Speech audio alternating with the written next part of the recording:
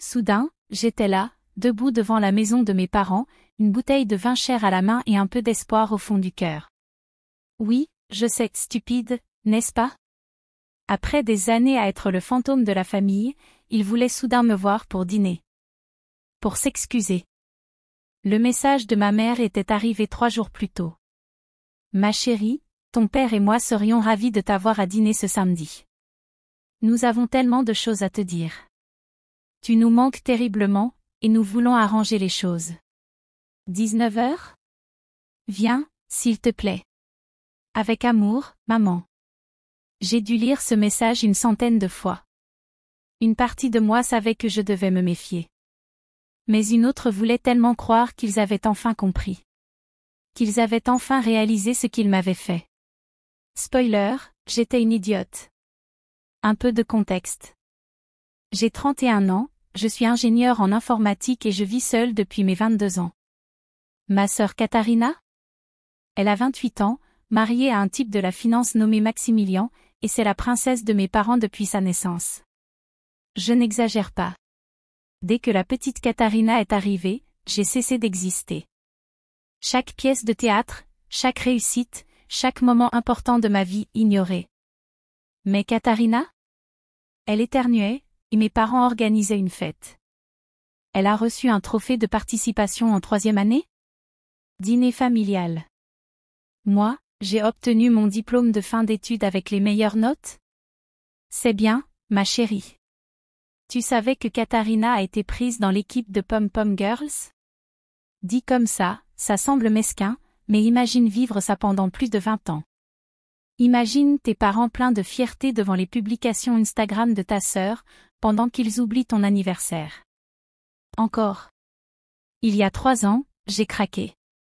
Katharina a annoncé ses fiançailles, et mes parents ont organisé une énorme fête, loué une salle, invité 200 personnes. Je l'ai découvert sur Facebook.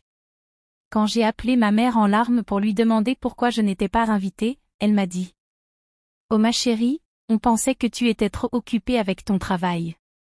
Tu ne viens jamais aux événements familiaux de toute façon. » Je ne venais pas parce qu'on ne m'invitait jamais.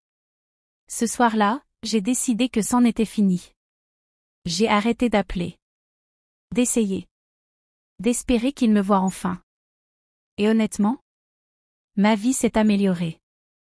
Je me suis concentrée sur ma carrière, j'ai trouvé de vrais amis, et j'ai rencontré Henrik, un homme formidable qui, lui, se souciait vraiment de moi. Pendant 3 ans, je n'ai reçu de mes parents qu'un message d'anniversaire automatique, clairement programmé sur leur téléphone. Jusqu'à ce message, 3 jours plus tôt. J'ai failli ne pas y aller. Henrik m'avait prévenu. Chérie, les gens ne changent pas du jour au lendemain. Tes parents t'ont montré qui ils sont depuis 30 ans. Pourquoi ce dîner serait-il différent?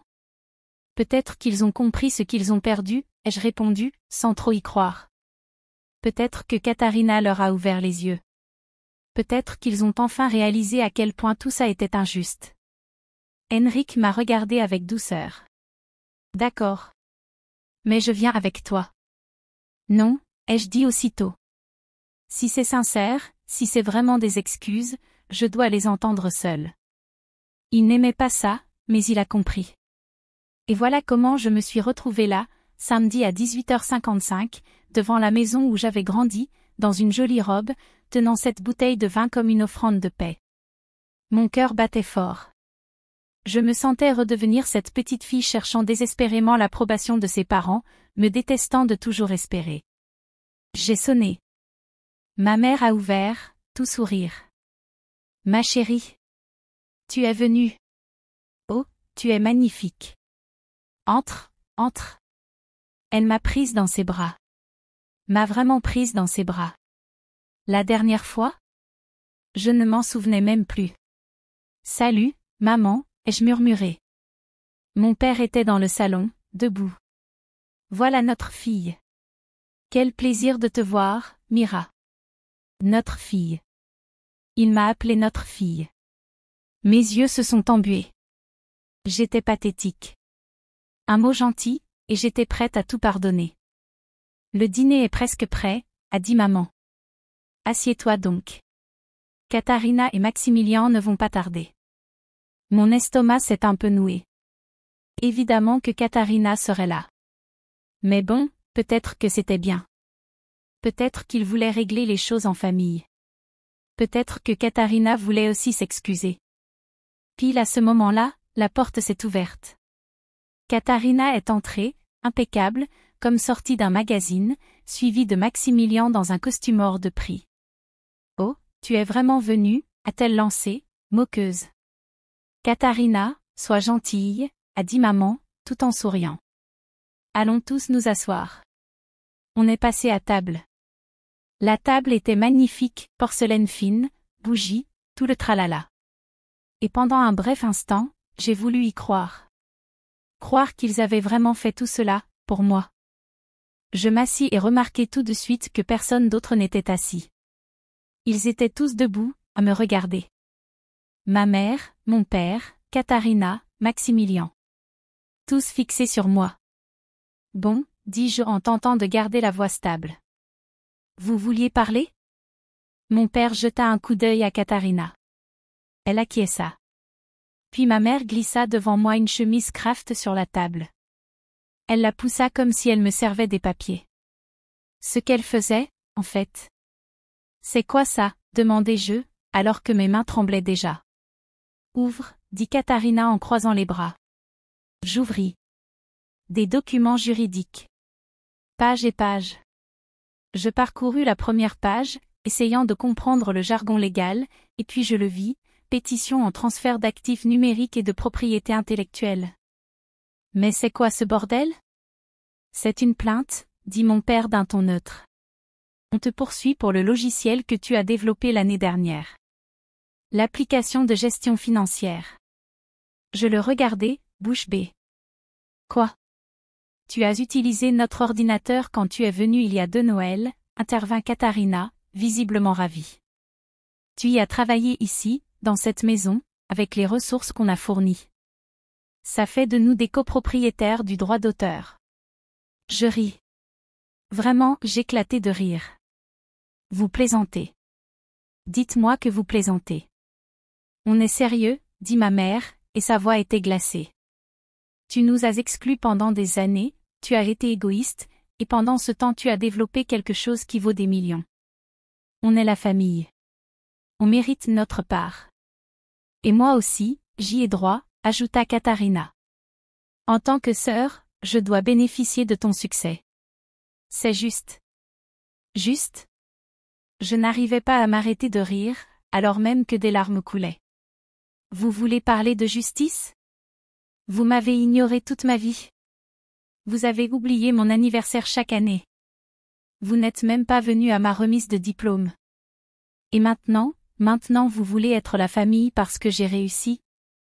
Ne dramatise pas, dit mon père. On te donne la chance de régler ça tranquillement.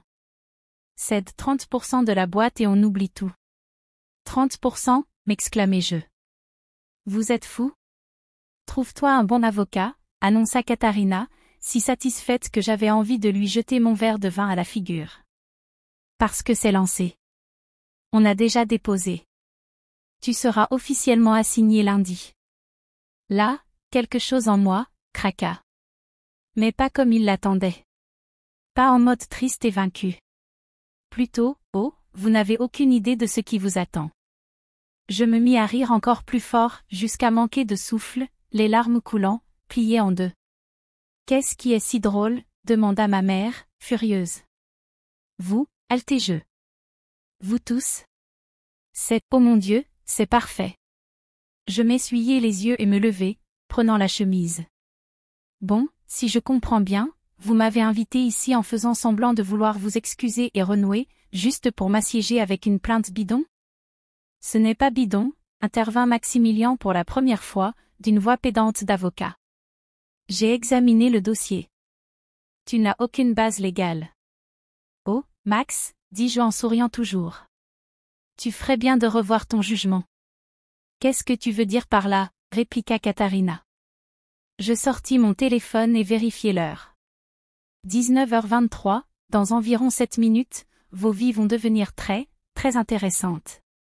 Tu nous menaces? Demanda mon père. Menacer? Non. J'observe juste. Je me rassis, désormais complètement calme.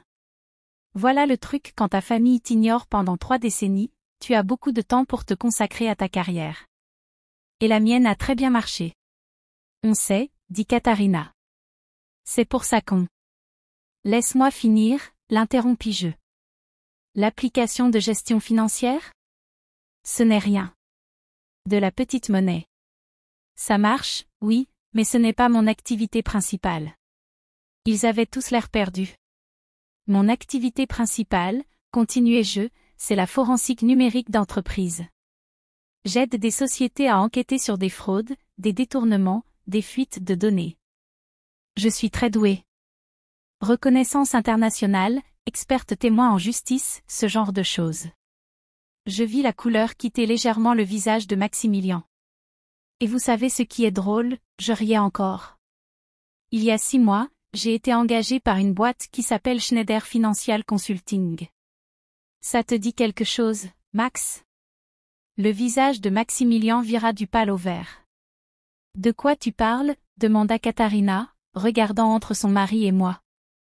La boîte de ton mari m'a engagée pour examiner des irrégularités dans leurs comptes. Des millions qui circulaient bizarrement. Des rapports falsifiés. De l'argent qui disparaissait dans des comptes offshore. Je souris à Maximilien. Tu veux leur dire ce que j'ai trouvé, Max? Ou je m'en occupe? Tu bluffes, dit-il, mais sa voix craquait. Ah oui? J'affichais un courriel sur mon téléphone. J'ai remis mon rapport final il y a 3 jours. J'ai recommandé des poursuites pénales. La police est en train d'exécuter un mandat sur ton bureau en ce moment même. À l'instant, le timing était parfait, le téléphone de Maximilien se mit à sonner. Il regarda l'écran et devint tout blanc. Tu devrais répondre, dis-je d'une voix mielleuse. Il ne bougea pas. Le téléphone continua de sonner. Mais qu'est-ce qui se passe? Hurla Katharina.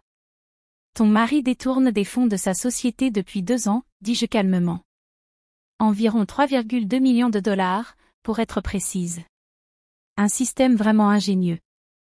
Il s'en serait sorti si on ne m'avait pas engagé. Le téléphone de Maximilien s'arrêta de sonner, puis recommença aussitôt.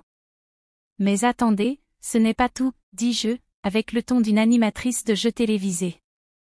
Voyez-vous, en enquêtant sur les finances de Max, j'ai remarqué quelque chose d'intéressant.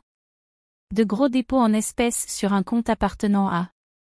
Je regardais mon père. Dieter et Helga Weber. Mes parents. Étrange, non? La main de ma mère se porta à sa gorge. Il s'avère, continuai-je, que Max vous transférait de l'argent. 50 000 ici, 30 000 là. Tout parfaitement documenté. Ce qui fait de vous des complices de détournement de fonds et de blanchiment d'argent. Félicitations. Ce n'est pas, nous ne savions pas. Commença mon père. Vous ne saviez pas, dis-je en haussant les sourcils. Vous ne vous êtes pas demandé d'où venaient 180 000 euros? Vous avez juste pensé que Max était généreux, c'est ça? Silence. Un silence magnifique. Terrifiant. Katharina se tourna vers Maximilien. Dis-moi qu'elle ment. Il refusa de la regarder. Max. Sa voix monta. Max.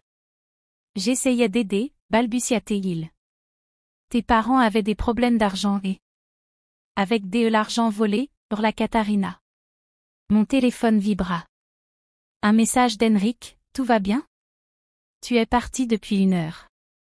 Je répondis, mieux que bien. Je rentre bientôt. Voici ce qui va se passer, dis-je en me levant. La police est en ce moment même dans les bureaux de Max, en train de saisir les documents. Ils seront ici dans environ. Je vérifiai l'heure. 20 minutes pour l'arrêter.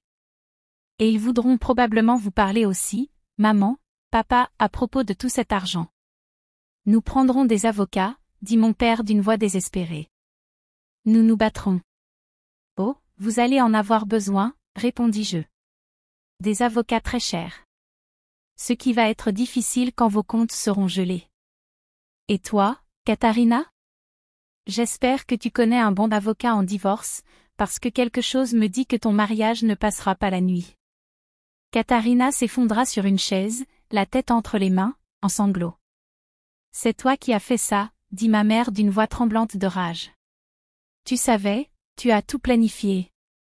J'ai fait mon travail, répondis-je simplement. J'ai enquêté sur une fraude. J'ai fait un rapport. Ce n'est pas ma faute si ton gendre est un criminel et que vous avez accepté son argent sale. Mais nous sommes une famille, cria ma mère. Et voilà. Le mot magique. Celui qu'ils utilisaient toujours pour me faire taire. Famille, dis-je doucement. Vous voulez parler de famille maintenant?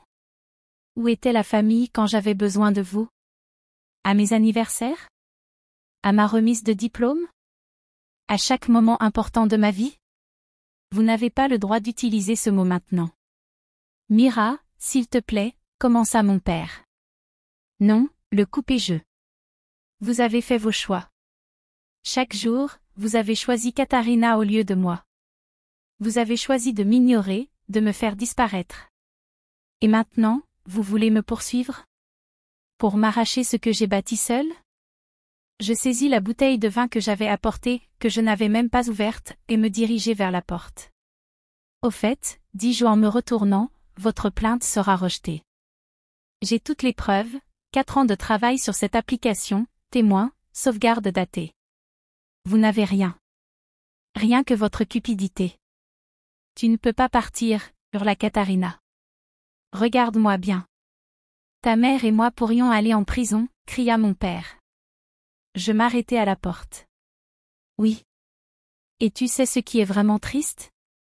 C'est que je vous aurais aidé, si vous me l'aviez demandé. Si vous étiez venu me dire, Mira, on a des problèmes, je vous aurais donné de l'argent. Sans hésiter. Parce que malgré tout, je vous aimais encore. Mais vous n'avez même pas pu me traiter comme un être humain. Alors non. Je ne ressens aucune pitié. Par la fenêtre, je vis les gyrophares approcher. La police était en avance. Ils sont là, dis-je. Je vous souhaiterais bonne chance, mais honnêtement, vous méritez ce qui arrive. Je sortis juste au moment où 2 voitures de police s'arrêtaient. L'inspectrice Schneider, avec qui j'avais travaillé sur l'affaire, me fit un signe de tête. Tout va bien, Madame Weber? Parfaitement. Ils sont tous à l'intérieur. Je montai dans ma voiture et partis sans me retourner. Sans culpabilité. Juste, libre. Quand je rentrai, Henrik m'attendait avec des plats à emporter et un air inquiet. C'était si terrible, demanda-t-il. Terrible, puis hilarant, puis étrangement satisfaisant. Ils ont essayé de me poursuivre en justice. Tu y crois? Mon Dieu! Ne t'inquiète pas. Il s'avère que Max détournait des millions et que mes parents acceptaient l'argent. Il a été arrêté ce soir. Me suivront sûrement. Henrik me regarda, choqué. Tu plaisantes. Pas du tout. J'enquêtais sur sa société depuis 6 mois. Mon rapport est parti cette semaine. Le timing est parfait. Tu savais, quand tu es allé dîner? Je réfléchis. Je savais qu'il était coupable. Que mes parents avaient accepté de l'argent. Mais je ne savais pas qu'ils allaient m'attaquer en justice. Ça, c'était leur erreur. Et tu as juste laissé tout exploser? J'ai fait mon travail. Ce qui s'est passé ensuite? Pas mon problème. Henrik me prit dans ses bras. Je suis fier de toi. Et désolé qu'il t'ait blessé encore une fois. Ils n'ont pas réussi, dis-je. Ils ont essayé. Mais cette fois, ça ne m'a même pas fait mal. C'était juste, pathétique. Mon téléphone se mit à sonner, Katharina. Puis maman. Puis papa. Encore et encore. Je l'éteignis. Tu ne vas pas répondre, demanda Henrik. Pour dire quoi? Ils ont fait leur choix. La cupidité, la cruauté, encore et encore. Maintenant, ils vont en payer le prix. Aucun regret? Je pris un moment. Pensez à la petite fille qui voulait juste être aimée. À la jeune femme qu'ils ont effacée. Aucun. Je leur ai donné 30 ans de chance. Et ils ont tout gâché.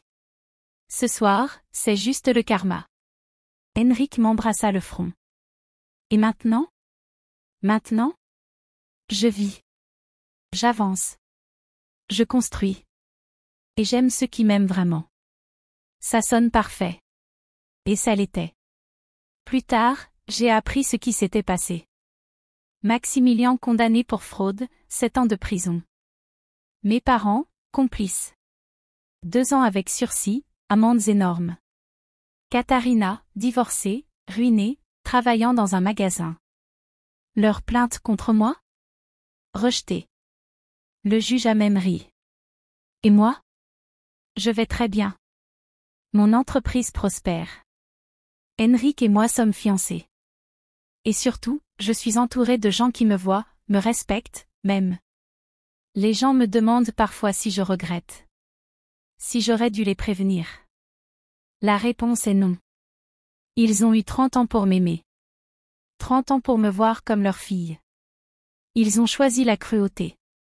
Quand ils sont revenus, ce n'était pas pour réparer. C'était pour prendre encore. Alors non, je ne ressens pas de culpabilité. Je ressens la liberté. Parfois, la famille qu'on choisit vaut 1000 fois mieux que celle qu'on a reçue. Et parfois, le karma n'a pas besoin de ton aide. Il a juste besoin de temps.